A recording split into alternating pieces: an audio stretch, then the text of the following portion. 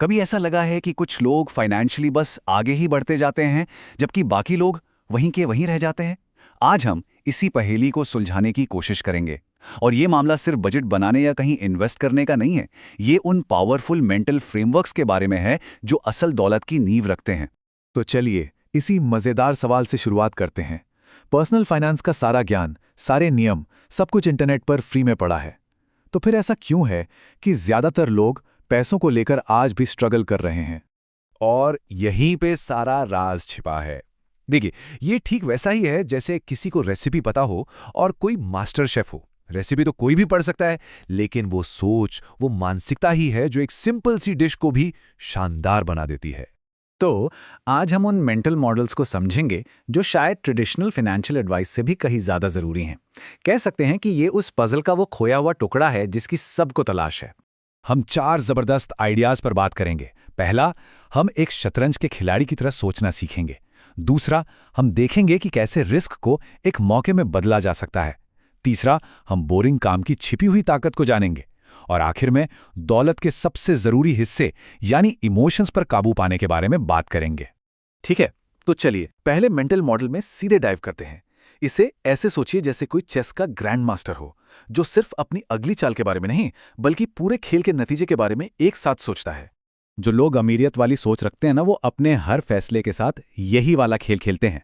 वो सिर्फ ये नहीं देखते कि अभी क्या होगा, बल्कि ये देखते हैं कि इसकी वजह से आगे और आगे और आगे क्या क्या होगा। अब देखिए ये काम कैसे करता है। इसका एक क्लासिक उदाहरण लेते हैं। पहली नजर में एक होम लोन लेना बहुत अच्छा फैसला लगता है, ईएमआई भी ठीक ठाक लगती है। लेकिन अगर हम कई कदम आगे की सोचें तो इसके छिपे हुए नतीजे दिखने लगते हैं। ये आपको 20 साल के लिए एक पेमेंट में बांध देता है। फिर उस पेमेंट को पूरा करने के लिए आप एक नौकरी से बंध जाते हैं, और उसका नतीजा, आप करियर में बड़े रिस्क नहीं ले पाते, जैसे कि अपना बिजनेस शुरू करना। और आखिर में आपकी फाइनेंशियल ग्रोथ उस नौकरी की सैलरी पर आकर अटक जाती है। यही है नेक्स्ट ऑर्डर थिंकिंग। जिस तरह आगे की चालें देखना जरूरी है, उसी तरह खेल के ऊंच नीच को संभालना भी जरूरी है।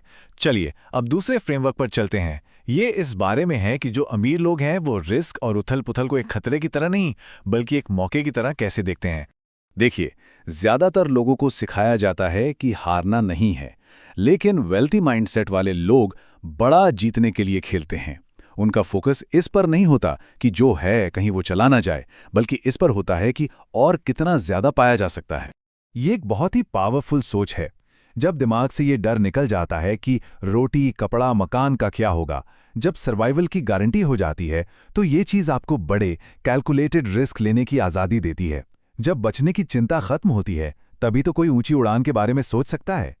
एंटी फ्रेजिलिटी का मतलब सिर्फ मुश्किलों को झेलना नहीं है, नहीं, इसका मतलब है मुश्किलों की वजह से और भी ज्यादा मजबूत हो जाना। ये हमारी मसल्स की तरह है। जब हम उस पर स्ट्रेस डालते हैं तो वो टूटती हैं, लेकिन फिर पहले से ज्यादा मजबूत होकर वापस आती हैं। एंटी फ्रेजाइल सिस्टम चुनौतियों से घबराते नहीं, बल्कि और बेहतर हो जाते हैं। और ये मानसिकता असल में काम कैसे करती है, इसका सबसे बढ़िया उदाहरण है मार्केट क्रैश। जहां ज्यादातर लोगों के लिए ये एक तबाही है, वहीं इस माइंडसेट के लिए ये एक सबक है, सीखने का और मजबूत बनने का एक जबरदस्त मौका है। हमारा तीसरा मेंटल मॉडल इस बारे में है कि असली दौलत जोश से नहीं, बल्कि धैर्य और सहन शक्ति से बनती है। ये उस बोरिंग काम को लगातार करते रहने की कला है। ये बात बहुत गहरी है।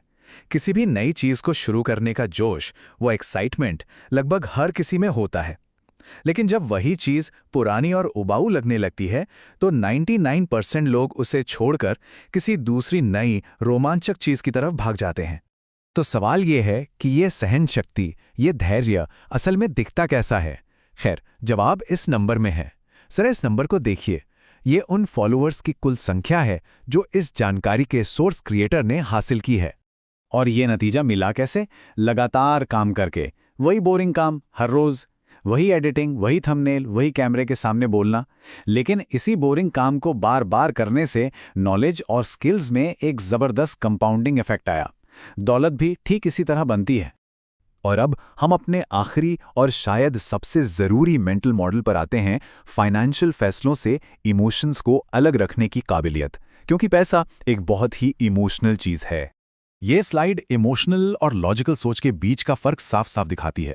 एक तरफ डर और लालच में लिए गए फैसले हैं और दूसरी तरफ एक लंबी दूर की सोच। वेल्दी माइंडसेट वाले जानते हैं कि रोज के उतार चढ़ाव तो सिर्फ शोर हैं, असल चीज तो लंबी अवधि की तस्वीर है और फोकस उसी पर रखना है।